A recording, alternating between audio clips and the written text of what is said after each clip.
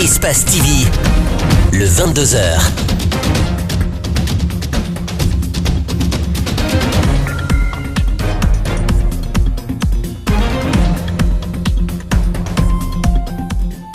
Vous êtes dans le 22h. Bonsoir à tous. Voici les titres de l'actualité de ce mardi. On en sait un peu plus sur l'identité du principal suspect de l'accident mortel qui a coûté la vie à un journaliste et qui a fait des blessés graves. Ibrahima Sori Kamara, c'est son nom. Il est toujours en cavale, mais 3 de ses proches ont été arrêtés par la police. L'examen d'entrée en 7e, c'est dans quelques heures. Candidats et encadreurs sont à pied d'œuvre pour les derniers réglages avant le lancement des épreuves, mais il faudra faire avec le réaménagement qui vient d'avoir lieu. De quoi s'agit-il? Quel est le point de la situation? Élément de réponse également dans ce 22h. Et puis enfin, à une dizaine de kilomètres de Ouagadougou au Burkina Faso, les habitants de Bazoulé cohabitent avec les crocodiles depuis des générations. Dans ce village, le reptile n'est pas une menace, mais un guide spirituel.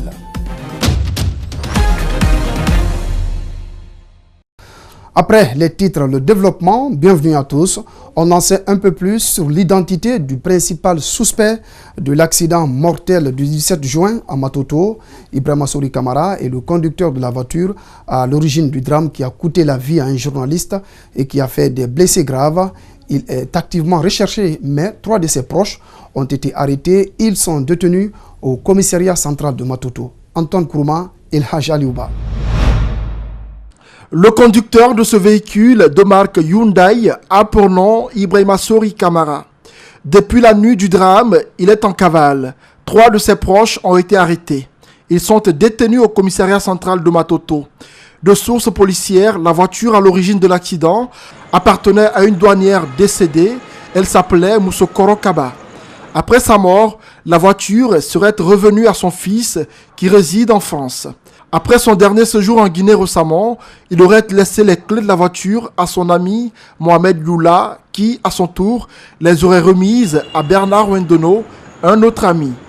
C'est ce dernier qui, selon la police, a remis les clés à Ibrahima Sori Kamara, un de ses amis, tard dans la nuit du samedi 16 juin, pour une course à l'aéroport de Conakry.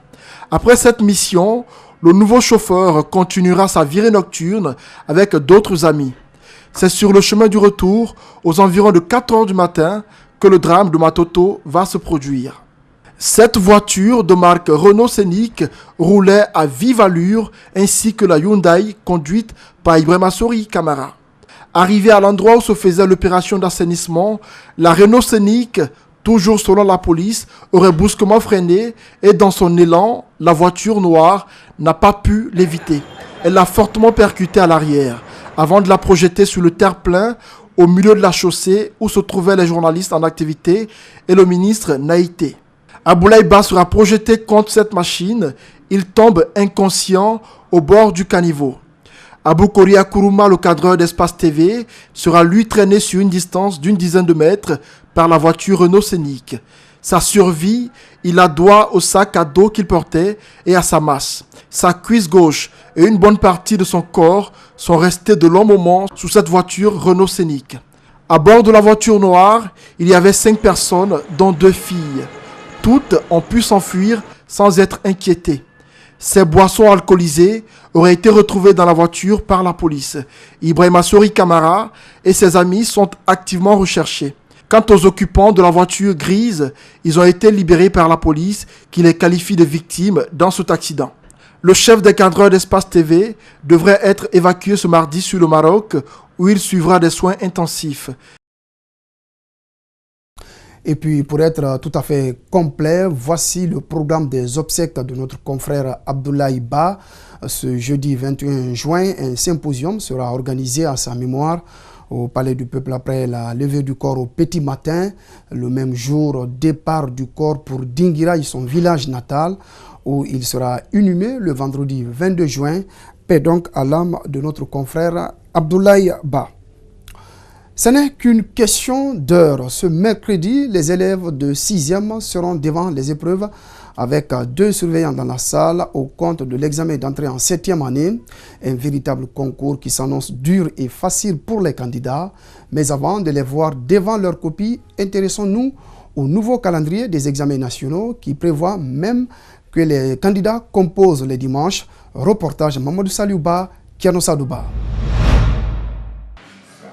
Travailler jusqu'à la dernière minute. Cette année, aucun répit n'est donné aux candidats. Les différents examens commenceront ce mercredi pour finir le 30 juin, soit une période de 10 jours, au lieu de 26, prévu par l'ancien ministre de l'Éducation. Le certificat d'études primaires commence ce 20 juin pour finir le 22, le BPC le 23 pour finir le 26 et le bac du 27 au 30 juin. Des examens sans repos, pour ce directeur d'école, il n'y a pas de quoi s'inquiéter. L'examen ne se prépare pas à la veille de l'examen, mais plutôt l'examen se prépare chaque jour, de l'ouverture à la veille de l'examen. Nous estimons que nous avons travaillé les enfants, nous avons eu à achever le programme d'abord, à faire réviser, à donner intensément des cours de révision aux enfants et on pense vraiment qu'on est prêt. Ces candidats aussi ne trouvent rien d'anormal. Ils suivent des cours de remise à niveau dans toutes les matières et c'est déjà suffisant pour ces candidats de dire qu'ils sont prêts à affronter les épreuves et ils le démontrent au tableau. On révise bien à la maison et puis à l'école. On commence le cours de 9h jusqu'à 16h. Le problème pourrait être d'autres techniques avec la reconnaissance des salles d'examen pour les candidats au BPC et au bac, car ceux-ci doivent attendre que ceux de la 6e terminent leur examen. Mais techniquement et moralement, cet autre directeur assure qu'il n'y a aucun problème, Kaokari avait déjà tout préparé. Si l'examen d'entrée en 7e année finit le 21, à partir du 21, les numéros qui sont sur les tables sont déjà effacés. On met directement les numéros du BEPC. Et on découpe, n'est-ce pas, les noms des enfants, on les colle devant les salles. C'est rapide. Les candidats n'auront pas de difficultés à reconnaître? Aucunement, messieurs, aucunement.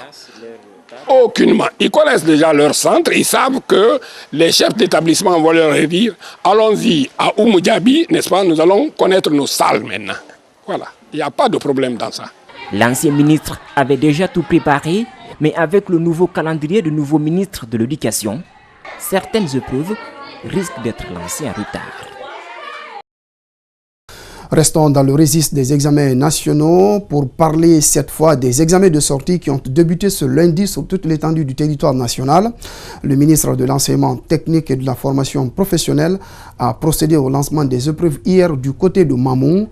Globalement, il salue le dispositif mis en place pour assurer le bon déroulement des premières épreuves, notamment la présence des surveillants et des étudiants. Alcine Bari et Kiano Sadouba sont nos envoyés spéciaux dans la ville Carrefour. Suivez leur reportage.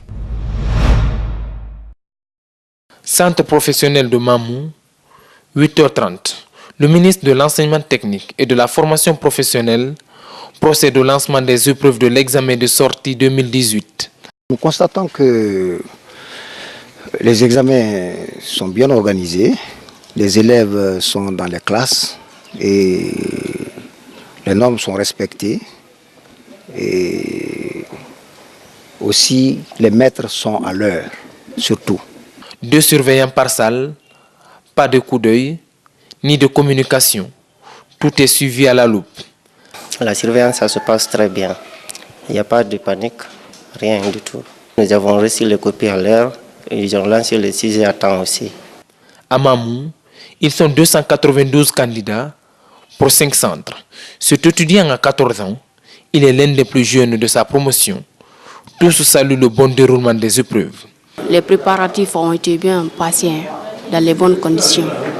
Aujourd'hui, je suis capable de décrocher l'épreuve de français, le sujet. Je serai capable de décrocher mon examen de sortie au CFP de Mamou. Je suis comblé de joie aujourd'hui parce que j'affronte mon examen. Je suis fin prêt de composer dans les conditions vraiment souhaitées. Et bon, je parie que vraiment, je ferai cet examen vraiment pour montrer que vraiment je suis capable de l'affronter. Au total, ils sont 16 043 candidats dans les écoles professionnelles en Guinée pour 8 919 filles.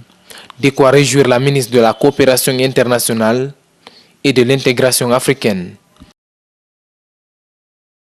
De l'éducation, passons à la politique. Après l'UFDG et l'UFR, c'est au tour du parti PADES de recevoir la délégation du Premier ministre chef du gouvernement, Dr Kassory Fofana. Ce lundi, les deux hommes ont eu un tête-à-tête au siège du parti ici à Nongo. Cette visite s'inscrit dans le cadre du renforcement de la paix et de l'unité fraternelle des Guinéens. Abdourahmane Ba, Amara Alex Silla nous signe ce reportage. Ibrahima Kassory Fofana cherche à se rapprocher de tous les politiques. D'entrée de jeu, le Premier ministre reconnaît le retard de la Guinée. Quand on regarde, par contre,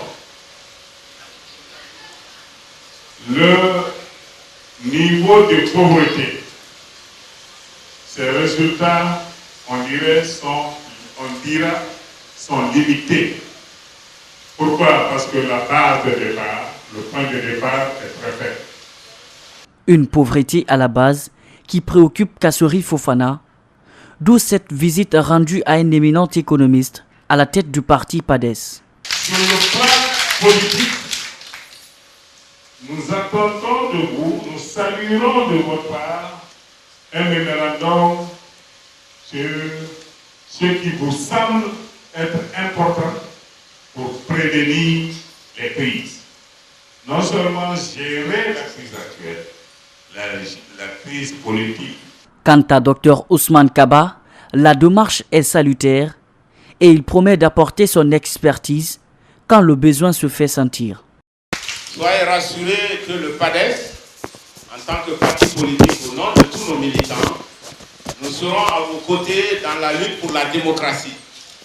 C'est important, la liberté et la démocratie, c'est ce que nous recherchons tous. Et je sais que vous allez vous battre pour la pluralité des opinions, pour la démocratie, pour l'état de droit et la bonne gouvernance en Guinée.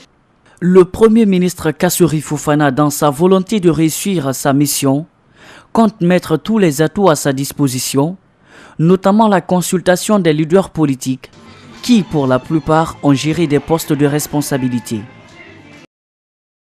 Dans l'actualité encore, l'Union générale des travailleurs de Guinée a réussi ce lundi à son siège à Conakry EVCA, spécialiste des activités pour les travailleurs.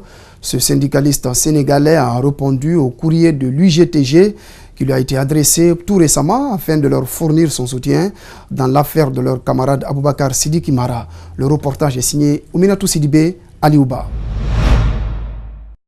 Cette visite est perçue déjà par l'Union générale des travailleurs libres de Guinée comme un soutien de la part d'RVCA.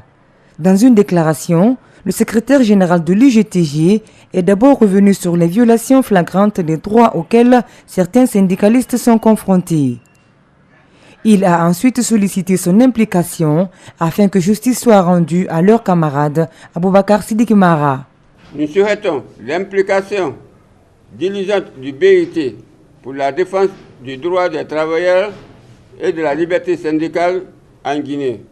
Souhaitons également que le gouvernement arrête de s'initier dans les affaires syndicales en violation des conventions ratifiées par notre pays et du Code du travail qui réglemente le monde du travail en République de Guinée.